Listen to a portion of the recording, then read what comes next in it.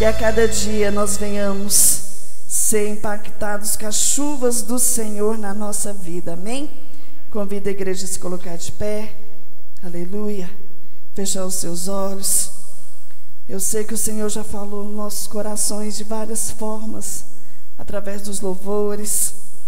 Nosso Jeová Rafá, esse Deus que tem poder de curar, o nosso Deus que tem estado comigo e contigo no nosso barco, esse Deus que nós temos rendido o nosso coração diante dele, e que a cada dia ele tem derramado da chuva dele sobre as nossas vidas, chuva de transformação, libertação e consolação, amém?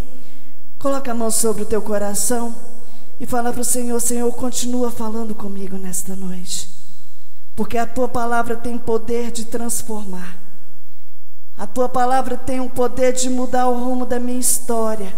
Ainda que muitos tenham te acusado, ainda que muitos tenham se levantado contra a sua vida, mas quem te justifica é o Senhor. O Senhor manda te dizer nesta noite, porque Ele é Deus, e agindo Ele, quem impedirá?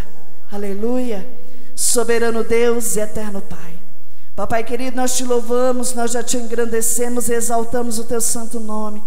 Papai querido, agora vem a melhor parte, que é a tua palavra que tem transformado e liberta as nossas vidas diariamente quando estamos na tua presença. Papai querido, continua fazendo a tua boa obra no nosso meio nesta noite. Papai querido, eu apresento o teu servo que irá ministrar a tua palavra. Papai querido, que ele venha esvaziar dele mesmo, mas que a tua presença venha ser notória através da vida dele. Usa ele, ó Pai, continua usando ele para falar com a tua amada igreja. É o que nós te pedimos nesta noite. Tira todo o cansaço, todo o enfado. Tira, Senhor, toda a incredulidade do nosso meio, mas que venha a prevalecer a tua vontade, em nome do Senhor Jesus, amém? Pega as vossas Bíblias em nome de Jesus.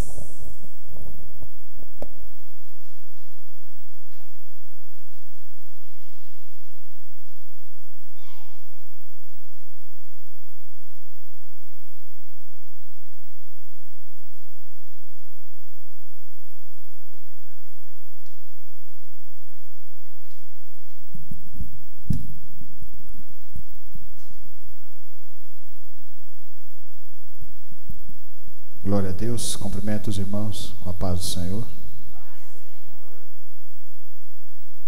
É sempre uma alegria nós estarmos aqui aprendendo juntos com esses grandes homens que andaram com Deus. Abram vossas Bíblias em Mateus capítulo 2. Mateus 2, primeiro livro do Novo Testamento.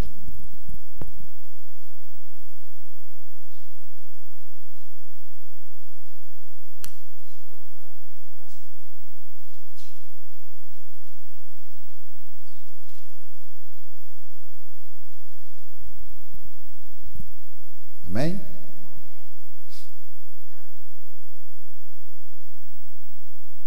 Depois que Jesus nasceu em Belém da Judeia, nos dias de Herodes, magos vindo do Oriente chegaram a Jerusalém e perguntaram: onde está o recém-nascido rei dos judeus? Vimos a sua estrela no Oriente e viemos adorá-lo. Quando o rei Herodes ouviu isso, ficou perturbado, e com ele toda Jerusalém.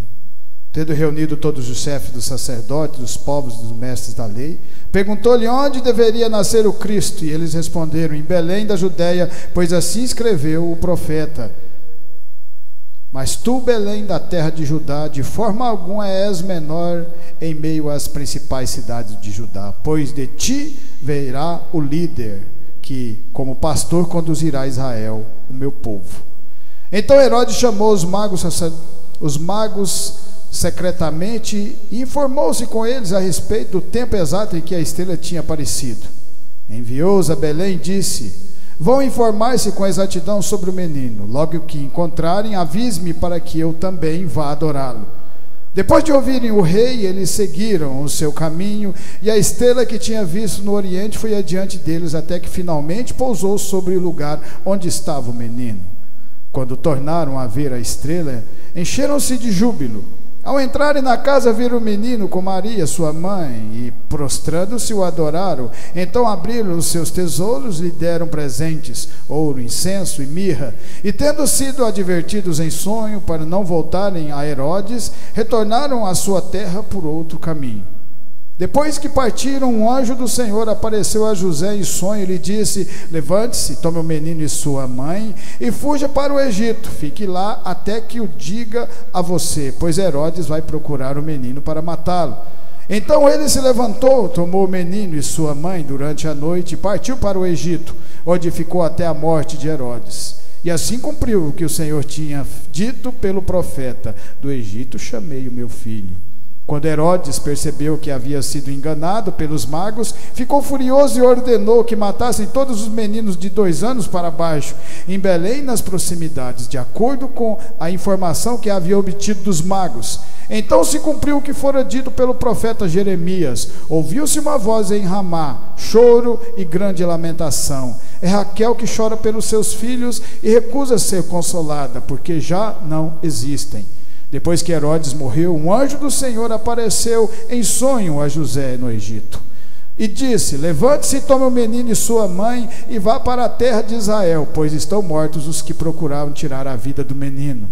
Ele se levantou, tomou o menino e sua mãe e foi para a terra de Israel. Mas ao ouvir que aquele estava reinando na Judéia ao descobrir que Arquelau estava reinando na Judéia em lugar de seu pai Herodes, teve medo de ir para lá. Tendo sido avisado em sonho, retirou-se para a região da Galileia e foi viver numa cidade chamada Nazaré. Assim cumpriu-se o que fora dito pelos profetas: ele será chamado Nazareno. Podeis assentar, irmãos. Vamos falar um pouco sobre os caminhos de Deus. Algo que muito tempo o povo judeu estava esperando: o seu libertador, Cristo. Falado por Moisés, falado pelo Pentateuco, falado pelos grandes profetas que fizeram parte da caminhada de Deus. Depois de vários anos e anos e anos, acontece aquilo que Deus tinha falado a eles: nasce Jesus. E você vê que de Jesus, desde criança, já começa a perseguição. Aparecem magos perguntando, seguindo uma estrela. E às vezes a gente pergunta: por que a estrela apareceu para os magos e não para os judeus? Talvez os sacerdotes não estivessem preocupados com o nascimento do Senhor Jesus. Naquele momento, Deus faz os magos seguirem uma estrela a mais ou menos quase um ano, provavelmente. Eles seguiram porque queriam conhecer e queriam levar presentes a Jesus, o Cristo. E aquela esteira para em Jerusalém, e naquele momento eles vão até Herodes, um homem sanguinário, um homem que já havia matado seus 3 filhos, já havia matado a sua esposa com medo de tomar o seu lugar no trono. Um homem que faria qualquer coisa, não importasse o que fosse feito, para continuar reinando sobre Jerusalém, sobre Israel. Naquele momento, quando eles chegam perguntando aonde que ia acontecer, aonde que ia nascer o Jesus, o rei dos judeus, você nota que Deus faz com que Herodes reúne todas as pessoas. Naquele momento eles ficam sabendo dessa estrela, ficam sabendo do Senhor Jesus. E aonde o Senhor Jesus ia nascer? Em Belém. Ficava 8 quilômetros. Mas nenhum dos sacerdotes foram até lá. Talvez por isso o Senhor já sabia e mandou aqueles magos, que eram gentios, que eram persas. E aí vem a pergunta que nós temos que fazer: por que Deus, conhecendo Herodes, conhecendo a maldade que tinha no coração de Herodes, por que fez com que os magos passassem naquele lugar e falassem desse Jesus, a qual Deus mesmo sabia que ele ia persegui-lo? Por que o Senhor não fez os magos passarem diretamente por ali? Porque os judeus faziam parte do povo de Deus. E quando nós fazemos parte do povo de Deus, Deus nunca deixa o seu povo enganado. Deus sempre fala o que vai acontecer nas nossas vidas, porque Deus é justiça. Se ia haver perseguição sobre José, o pai de criação de Jesus e de Maria, Deus estava junto com eles e ia dar o escape, porque é assim que Ele faz todos os dias na vida de cada um de nós. A partir desse momento, Jesus Cristo começa a cumprir aquilo que estava nas Escrituras desde criança, quando Ele vai para o Egito. Depois do Egito, o Senhor o chama de volta, depois que Herodes já tinha falecido, já tinha morrido. Mas, por que Deus, às vezes, na maioria das vezes, Ele coloca a gente em caminhos maiores? Porque nós gostamos de caminhar pouco. Nós queremos chegar sempre no atalho, nós nunca queremos andar numa caminhada longa, porque nós aprendemos isso com o mundo, atalhar, ganhar tempo. Mas quando nós começamos a andar com Deus, você percebe que o tempo já não existe mais, e a caminhada que você vai andar agora, não importando se é deserto, não importando o que for, é a caminhada de Deus. Vai haver perseguições, porque o seu próprio filho começa desde criança, no manjedouro. Nasceu no estábulo, no estaleiro, nasceu no lugar mais simples que podia existir naquele momento, mostrando a humildade que nós devemos sempre ter no nosso coração. Porque Deus levanta você e fala para você: sempre olhe da onde você veio e continue com a mesma humildade que eu te ensinei, igual Ele fez na vida de Davi e de todos esses grandes homens que andaram com ele. José também, sendo um homem simples, um homem que, se nós colocássemos no lugar dele, estava esperando a sua esposa, esperando um filho que não era dele, mas mesmo assim, ele, ao invés de brigar com ela, ele decide fugir, ele decide sair de cena. Mas aí o Espírito de Deus vai e toca no coração e explica tudo para ele, o que tinha que fazer, como que tinha que agir, e ele volta com o coração aberto, com humildade, porque se você não tiver humildade no seu coração, você nunca vai entender os desígnios de Deus nas nossas vidas, e você nunca, e nós nunca vamos caminhar essa caminhada longa, cheia de perseguições, mas ao mesmo tempo cheia de Deus nas nossas vidas. Vamos abrir a Bíblia lá em Gênesis 45. Gênesis 45. Vamos.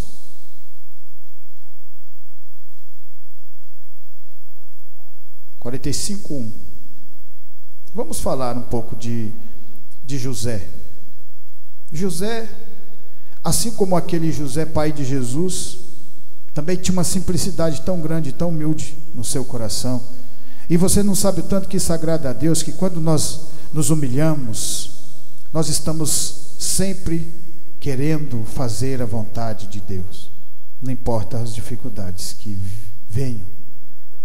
A essa altura, José já não podia mais conter-se diante de todos os que ali estavam, e gritou: faça sair todos.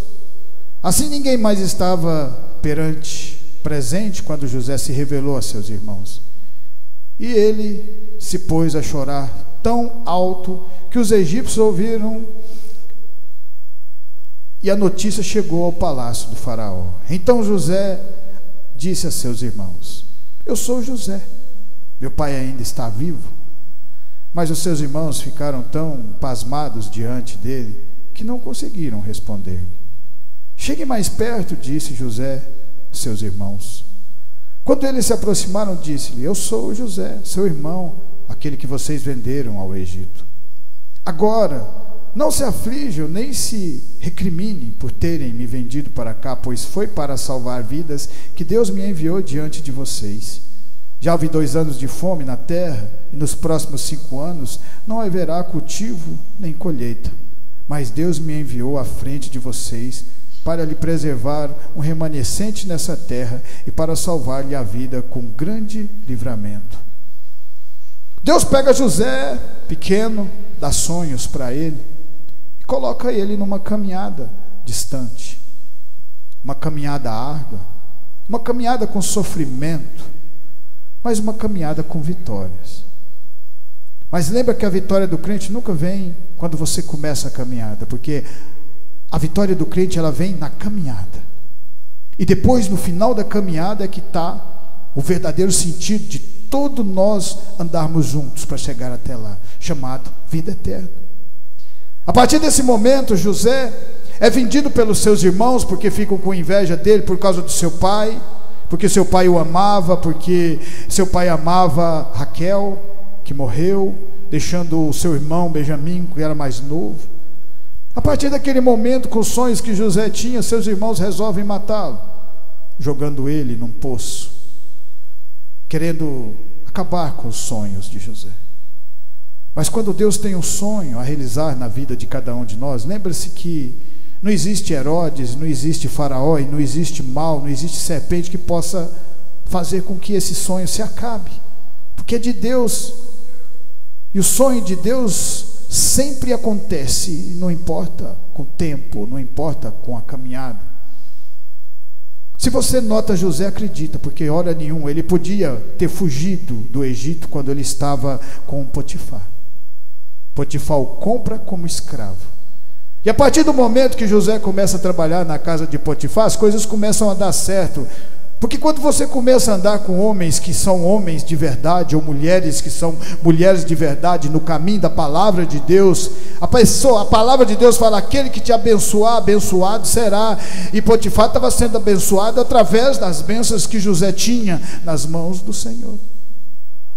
E tudo que Potifar colocava nas mãos de José, Deus multiplicava, porque Deus era com ele. Era mais uma caminhada sendo cumprida através dos planos do Senhor. José não quis voltar, poderia ter fugido daquele lugar, poderia ter fugido e voltado para a casa de seu pai. Mas Deus tinha um plano grande na vida dele e tem na nossa. E quando você começa a andar com Deus, você não olha mais para trás, você olha para frente. Você não olha mais para os erros e para as dificuldades que você passava, você olha para frente agora, porque agora você é um vencedor, vai passar por dificuldades, vamos, mas agora nós vamos vencer cada uma delas, em nome de Jesus Cristo. E José, naquele momento, quando parecia que tudo estava bem, o Senhor muda o cenário da sua vida, os caminhos de Deus. Poderia já ter pegado José, se quisesse, já ter colocado ele como governador do Egito. Todo era o plano de Deus, no total não era isso, colocar como governador do Egito. Por que José tinha que passar por todas essas dificuldades?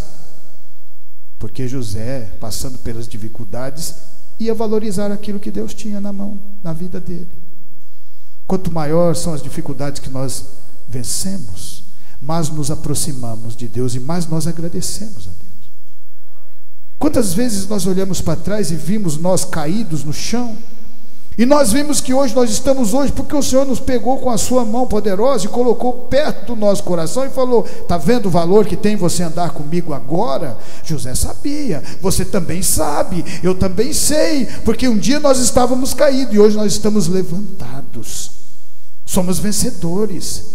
As pessoas podem até tentar julgar você, mas agora Deus está com você nas mãos e fala: você não tem poder de julgar o meu servo ou a minha serva, porque o meu filho morreu na cruz para que eles fossem salvos. Eles acreditam de verdade, por isso estão nessa caminhada, passando por dificuldades, mas cumprindo o mandamento de Deus. José já poderia ter sido governador, mas ele precisava de esperar um tempo, talvez no cativeiro, como Deus o colocou. Mesmo honrando a palavra de Deus, quando a esposa de Potifar tenta dar em cima de José, José falou: eu não posso fazer isso com meu Deus. Olha só como ele colocava Deus em primeiro lugar na vida dele, o que nós também fazemos, colocamos Deus em primeiro lugar nas nossas vidas. E Deus vai mudando o tempo, mas existe o tempo que para Deus não existe, mas existe para nós, para que nossa fé seja solidificada no nosso coração. Por isso vem as dificuldades, por isso vem os Herodes, por isso que nós temos que passar por aqueles momentos totais de dificuldade, mas o Senhor é com cada um de nós e vai nos transformando, vai nos moldando, igual Jeremias, o vaso. O Senhor vai lá e faz o vaso de honra, para que faça a vontade dele, que é derramado o Espírito Santo de Deus. José estava fazendo esse propósito na vida para Deus, porque mesmo colocado no cárcere, José estava pregando o Evangelho. Mas o objetivo de Deus era o quê? Era matar a fome do seu próprio povo, E para a gente matar a fome do povo, do mundo, é preciso da palavra de Deus, é preciso do conhecimento do Espírito Santo. E Ele é quem Jesus fala: se você comer da comida, amanhã você vai ter fome, mas se você beber da água da vida, nunca mais terá sede, e nunca mais terá fome se você comer do pão da vida. É a palavra de Deus. José aprende a andar nessas caminhadas dificultosas e acreditando de verdade, porque se ele não acreditasse, ele não tinha se tornado governador. Ele se torna governador porque Deus dá um sonho para o faraó, e muitos anos ele sonhando esse sonho, dá a revelação para José, e era o único que tinha a revelação, era o único que podia ajudar o faraó naquele lugar, porque ele procura ajuda com todos os sábios que estavam dentro do Egito, mas ninguém podia dar a revelação, porque a revelação já estava na mão de José, naquele lugar, porque ele passou por todas aquelas dificuldades, por todas aquelas provas, para chegar aonde Deus queria. E quando José revela, acontece o milagre. E você vê lá na frente, no capítulo 45, a humildade de José. José podia ter se vingado de Potifar, porque colocou ele na cadeia por causa da sua esposa. José podia ter se vingado da esposa de Potifar, porque mentiu para Potifar. José podia ter se vingado dos seus irmãos por ter colocado no poço e vendido ele para o Egito. Mas José sabia que tudo isso que aconteceu foi o propósito de Deus na vida dele, e ele estava ciente disso. Por isso que ele chama os seus irmãos e chora aos pés dos seus irmãos e pergunta: cadê o nosso pai? Nosso pai ainda está vivo, então traga ele para perto de nós.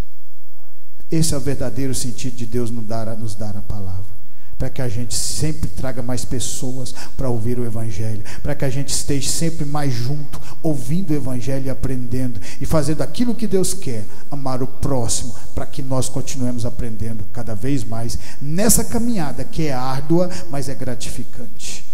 Em Êxodo 12, a palavra de Deus fala assim, Êxodo 12,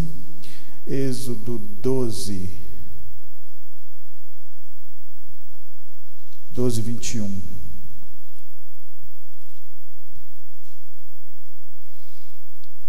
Então Moisés convocou todas as autoridades de Israel e lhe disse: escolha um cordeiro, um cabrito, para cada família, sacrifique-no para celebrar a Páscoa.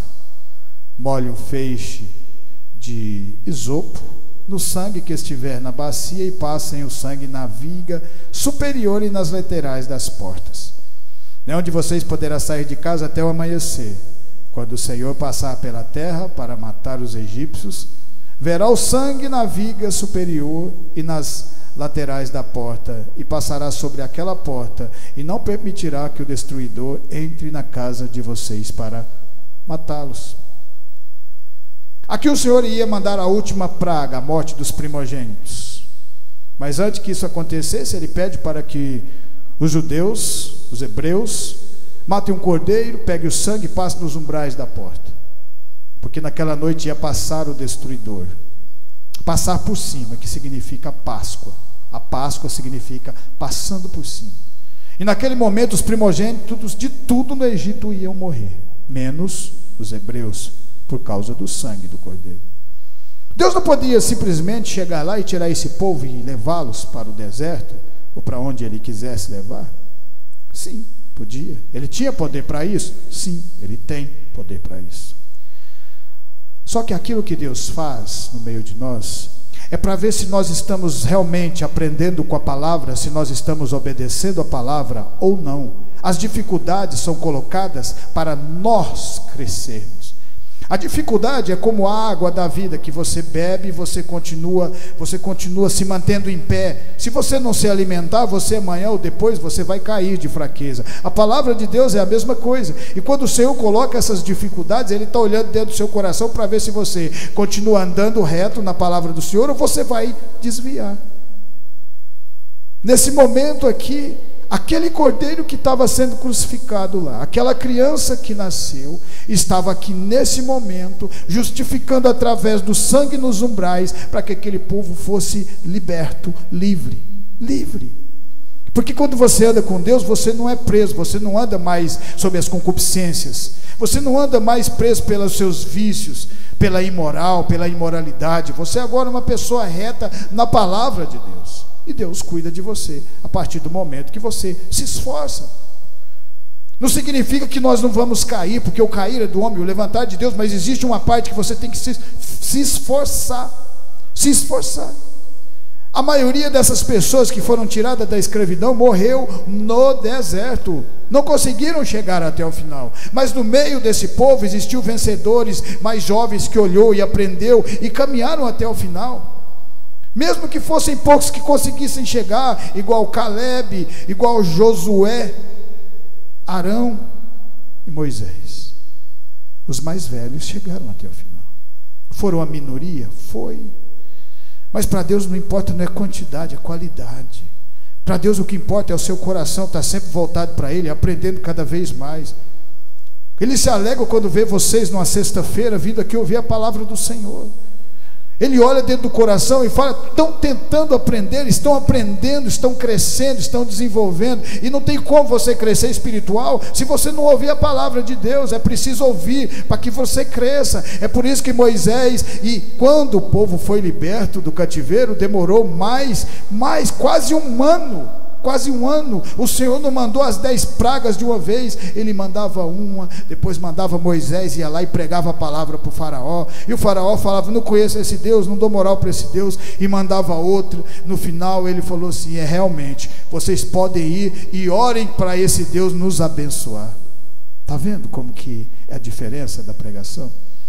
Você continuar sempre, incessantemente, orando, buscando. Não existe intimidade com Deus se você não tiver oração com Deus. Nem que seja 2 minutos, eu sempre falo isso. 3 minutos, 4 minutos, depois vai para 10, depois vai aumentando. Vem aquela dificuldade.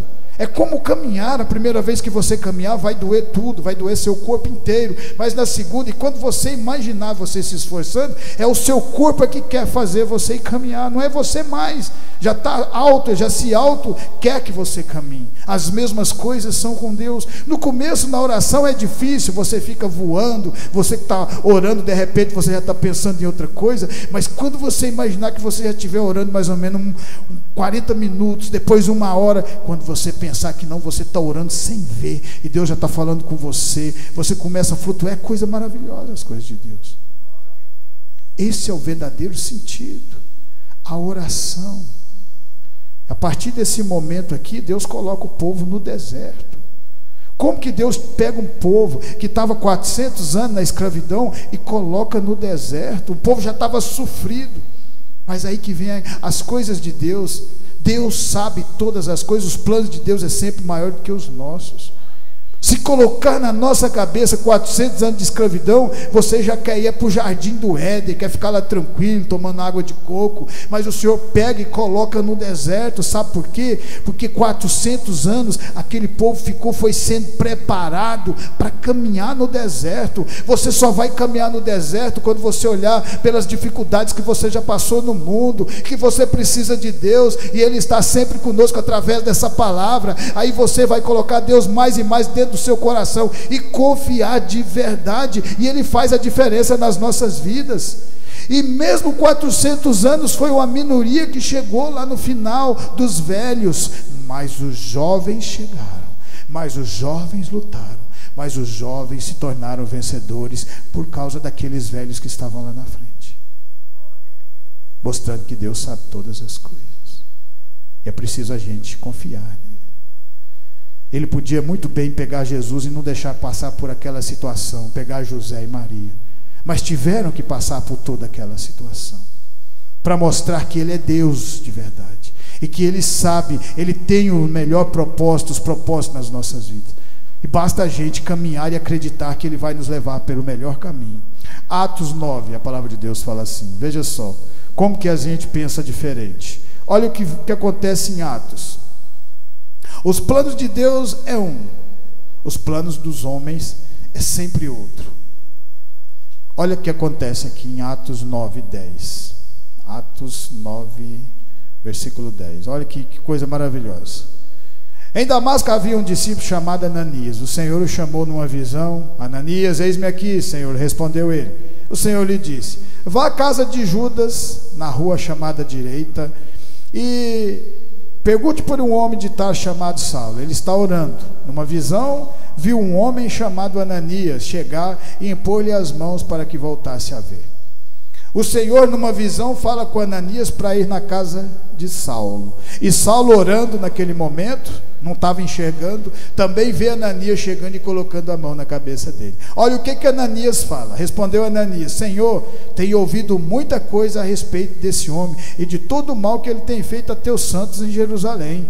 Ele chegou aqui com a autorização do chefe dos sacerdotes para prender todos os que invocam o teu nome. Mas o Senhor disse a Ananias: vá, este homem é meu instrumento escolhido para levar o meu nome perante os gentios, reis e perante o povo de Israel. Mostrarei a ele quanto deve sofrer por meu nome. Está vendo? Quando o Senhor manda Ananias, Ananias já fala: pera aí, esse cara aí a gente conhece, ele bate. Estevão foi morto aos pés dele. Ele está perseguindo a igreja. Mas o Senhor vai e explica para ele, mostrando que quando você fala com Deus, Ele responde. Os propósitos, os planos de Deus são sempre diferentes de nós. Às vezes nós pensamos em entrar nessa caminhada, mas você já vai com aquilo na cabeça do que você vai fazer. Ah, vou fazer isso, vou fazer aquilo. Mas Deus já tem o propósito já na vida de cada um de vocês aqui. Uns serão pregadores, outros serão... Deus vai usar de todas as maneiras. Nem eu sei, mas Ele sabe tudo. A partir desse momento, Saulo recebe uma visita do Espírito de Deus, o Senhor Jesus, porque ele estava perto de homens que pregaram o evangelho de verdade. Estevão, antes de morrer, prega a palavra e abre o coração de Saulo. Na estrada de Damasco, onde ele ia perseguir o povo, porque naquele momento, naquela estrada, o intuito de Saulo era prender os cristãos. Mas naquele momento o Senhor muda a história dele, porque os caminhos do Senhor são sempre maiores do que os nossos caminhos. E ele usa toda aquela determinação de Saulo que ele tinha, toda aquela vontade de fazer aquilo que os fariseus estavam querendo, a seu favor, e muda o coração de Saulo. E Saulo passa de perseguidor a perseguido.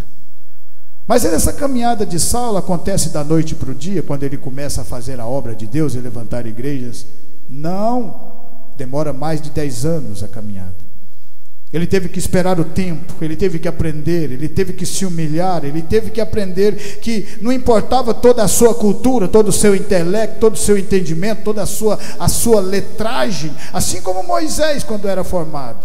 Agora ele precisava ser humilde, que tudo aquilo que ele tinha aprendido era bom, mas para andar nos caminhos de Deus é preciso você fazer a vontade de Deus. E ele fala sempre: humildade, ser pequeno, porque quando somos pequenos é o Senhor que nos faz crescer com as suas mãos. Quando nós somos arrogantes e queremos já se tornar grandes, o Senhor coloca você lá embaixo, como a palavra fala: aquele que se humilhar será exaltado, mas aquele que se exaltar será humilhado. Paulo aprende essa lição.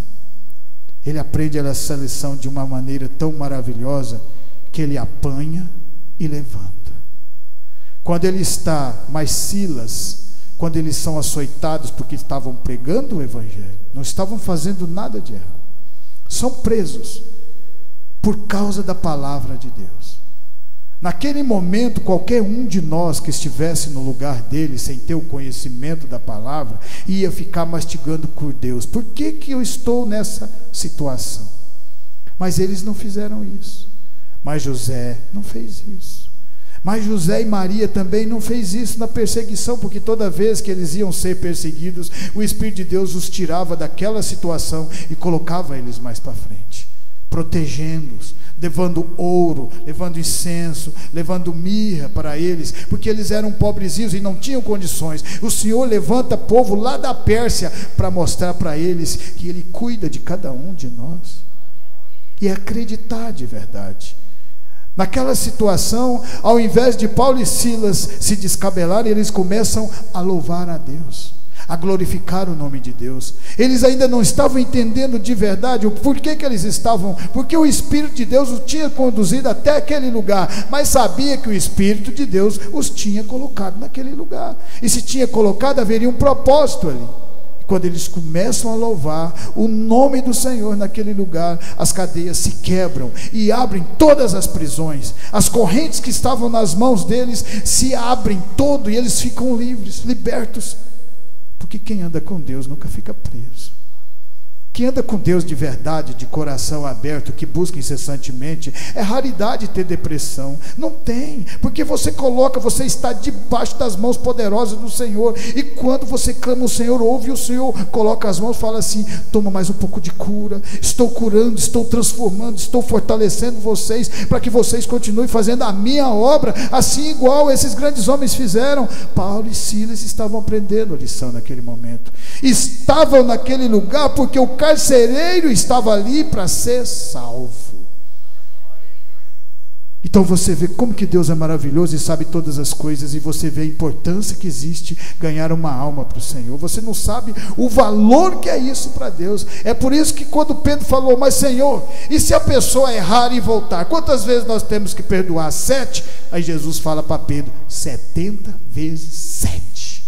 Todas as vezes que voltar, vocês perdoam, e continua pregando o evangelho, para que cresça, para que sinta o calor, para que sinta o coração queimando, porque aí o coração abriu e você se torna uma nova criatura, e você quer mais dessa água da vida, transformação, e as pessoas vão ver a diferença na vida de cada um de vocês. Em Gênesis 7, nós já estamos terminando, Gênesis 7. Gênesis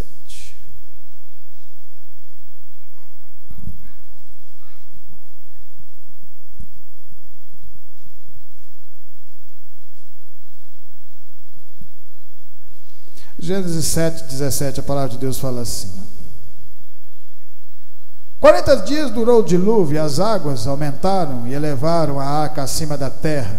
As águas prevaleceram, aumentando muito sobre a terra, e a arca flutuava na superfície das águas. As águas dominaram cada vez mais a terra, e foram cobertas todas as altas montanhas debaixo do céu. As águas subiram até quase 7 metros acima das montanhas. Todos os seres vivos que se movem sobre a terra pereceram: aves, rebanhos domésticos, animais selvagens, todas as pequenas criaturas que povoavam a terra, e toda a humanidade. Tudo que havia em terra seca e tinha nas narinas o fôlego de vida morreu. Todos os seres vivos morreram, exterminados da face da terra, tanto os homens como os animais grandes e os animais pequenos que se moviam rente ao chão, e as aves do céu foram exterminadas da terra. Só restaram Noé e aqueles que com ele estavam na arca. Se Noé tentasse fazer da maneira dos homens, não quisesse andar no caminho que Deus escolheu, quisesse pegar atalhos, porque nós gostamos de atalhos, nós não gostamos de andar muitos quilômetros, não tem sentido, porque hoje, na tecnologia, hoje há muito avião, carro, você não precisa de andar no deserto com os pés no chão. Mas quando Deus coloca você para fazer essa caminhada, Ele quer que você aprenda com cada passo que você dá, porque cada passo que você dá com Deus no seu coração é um crescimento que você recebe, celestial, os dons de Deus na sua vida. Noé demora mais de 90 anos para construir, para fazer essa obra de Deus. E nesses 90 anos, ele fazendo a arca, foram 90 anos as pessoas desacreditando eles, para que parasse com aquilo. Ninguém quis ajudar, ninguém quis de maneira nenhuma fazer a vontade de Deus, mas quando começa a chover, todos eles queriam entrar na arca. Está vendo a diferença? Quando você faz a vontade de Deus, na hora que a coisa aperta, Deus abre portas para vocês, porque Ele é Deus, porque Ele vê o esforço de cada um querer andar na dificuldade, no deserto, andar sobre as águas, andar onde não tem limite, mas andar com Deus. Esse é o verdadeiro sentido. Noé, 20 anos construindo a arca, 30 anos fazendo a vontade, e era Noé, a sua esposa, os seus 2 filhos. Eram só a família, eram pouquíssimas pessoas. Mas aquelas pessoas, poucas que estavam ali, conseguiram cumprir aquilo que Deus tinha na vida delas. Fazer de verdade a arca do jeito que Deus queria, no tamanho certo, na metragem certa, na altura certa. E isso demanda força de vontade, demanda amor à obra, demanda amor em fazer as coisas de Deus. E foi por isso que quando terminou de fazer a arca, que eles entraram, a chuva começa. E a palavra de Deus fala que a arca as portas foram fechadas por fora, porque nem eles querendo abrir para que o povo entrasse, não tinha como. Deus deu 90 anos de oportunidade para esse povo. Deus está sempre dando oportunidade para cada um de nós. Por isso que é tão importante a gente estar reunindo, que a gente aprende cada vez mais. Se você aprender um pouquinho que seja da palavra hoje, um pouquinho amanhã, quando você estiver com 1 ano, 10 anos, isso vai ser grande no seu coração. Porque aí você vai ter o entendimento espiritual daquilo que Deus tem nas nossas vidas. É por isso que Deus não escolhe caminhos curtos, Ele escolhe caminhos direcionados na sua palavra, não importando com o tempo. E quanto mais você andar, mais você vai viver. E quando você anda com Deus, você vive de verdade. Quantas vezes no mundo a gente acredita, a gente deita alegre, rindo, e acorda no outro dia triste, pensando: por que eu fiz isso? Por que eu fiz aquilo? Por que eu fui desse jeito? Hoje você tem essa oportunidade de deitar alegre, porque Jesus fala: eu te dou a minha paz, não a dou como o mundo dá. E quando você acorda mais alegre ainda, porque você fez a vontade de Deus. E para finalizar, em Lucas 23, a palavra de Deus fala assim, Lucas 23, finalzinho de Lucas 23, 1. Lucas 23, 1. Então toda a assembleia levantou-se e levou a Pilatos. E começaram a acusá-lo, dizendo: encontramos este homem subvertendo a nossa nação. Ele proíbe o pagamento de impostos a César e declara ele próprio Cristo um rei. Pilatos perguntou a Jesus: você é o rei dos judeus? Jesus: tu dizes, respondeu Jesus. Então Pilatos disse aos chefes dos sacerdotes e à multidão: não encontro motivo algum para acusar este homem. Mas eles insistiram: ele está subvertendo o povo em toda a Judéia com os seus ensinamentos. Começou na Galiléia e chegou até aqui. Ouvindo isso, Pilatos perguntou a Jesus se Jesus era galileu. Quando ficou sabendo que ele era da jurisdição de Herodes, enviou a Herodes, que também estava em Jerusalém naqueles dias. Quando Herodes viu Jesus, ficou muito alegre, porque havia muito tempo que queria vê-lo, pelo que ouvira falar dele. Esperava vê-lo realizar alguns milagres. Interrogou-o com muitas perguntas, mas Jesus não lhe deu resposta. Esse Herodes aqui é filho do Herodes o Grande. Parece que é a continuação dos Herodes, tentando matar Jesus. O seu pai tenta de toda forma matar Jesus. Mata muitas crianças na cidade. Uma cidade pequena, muitas mães choraram, mostrando tanto que ele era impiedoso. Esse aqui não era diferente dele. Esse aqui tinha matado João Batista, que era o primo do Senhor Jesus. Fica alegre quando Jesus vai até ele, porque já tinha visto falar de Jesus.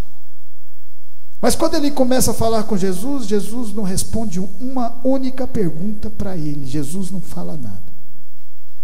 Olha a diferença de quem anda com Deus de verdade, quem busca Deus de verdade, de coração aberto, querendo sempre aprender, com aqueles que fazem a maldade e tentam se aproximar de Jesus.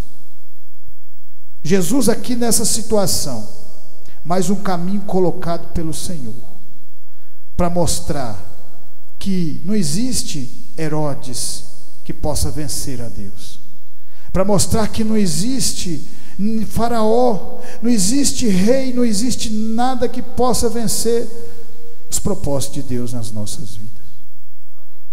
Jesus passa por mais esse obstáculo, é castigado. Aquela criança que era para ter trazido alegria para os judeus, nesse momento aqui, depois de ter feito tão grandioso bem que o nosso mundo é dividido entre antes e depois de Jesus Cristo, falou de um amor verdadeiro, curou pessoas que tinham nascidas com cegueira, sendo coxos, não teve limites para a sua cura. A partir desse momento, Jesus é castigado, açoitado, Jesus é colocado numa cruz, no madeiro. Só que depois de 3 dias, o seu próprio Pai o ressuscita, e ressuscita num corpo glorioso. Ele reúne todos os seus discípulos e fala para eles pregar o Evangelho. Essa palavra vem há mais de 2000 anos, para que a gente continue fazendo a mesma vontade que ele disse para aqueles discípulos, porque hoje nós também fazemos parte desse povo. Fazemos parte de Pedro, de Mateus, de João, de Saulo de Tarso, porque somos pessoas comuns com o coração aberto para ser transformado e fazer a vontade de Deus e andar nos caminhos, não importando o cumprimento, não importando a distância, mas importando sempre fazer a vontade de Deus, para continuar ganhando mais almas para o Senhor, para que Ele continue nos fortalecendo, nos revigorando e nos alimentando com essa palavra de Deus. Amém? Por isso eu agradeço essa oportunidade, que essa palavra venha ficar no meu, no seu e no nosso coração e continuar nos transformando de fé em fé, de glória em glória. Amém.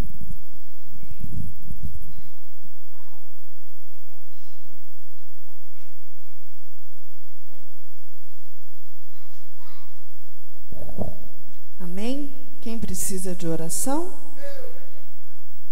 Então vamos unir a nossa fé nesta noite e apresentar os pedidos de orações aqui de 2023. Vamos apresentar a vida da Emily, Gabriele e Milena, Renata e João Neto, Mário e esposa, Lorivaldo e Kátia, Kaique, Davi, Andréia, Paulinho, Tânia, Jéssica, João e Enzo. Amém? Levanta suas mãos para o céu. Senhor, nesta noite nós levantamos a nossa mão para o alto, de onde vem o nosso socorro, e unimos a nossa fé e apresentamos cada nome que foi citado diante da Tua presença nesta noite.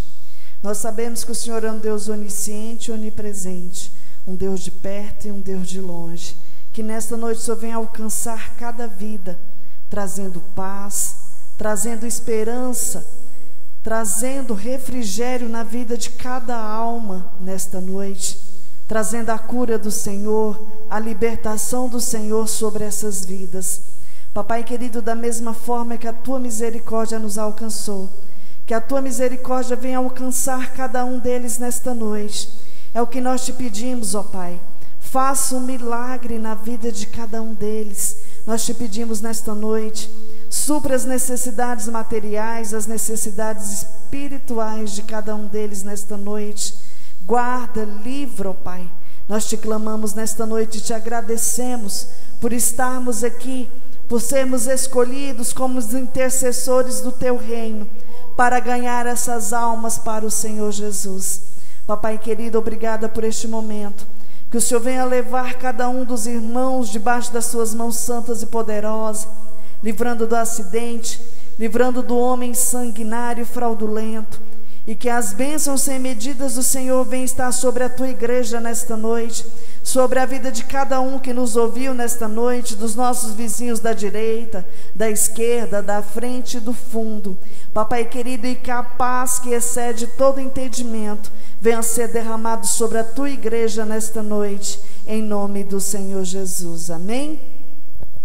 Estendo as mãos, que a graça do nosso Senhor Jesus Cristo, o grande amor de Deus e as doces consolações do Espírito Santo estejam com cada um de nós, e nós dizemos amém. Glória a Deus.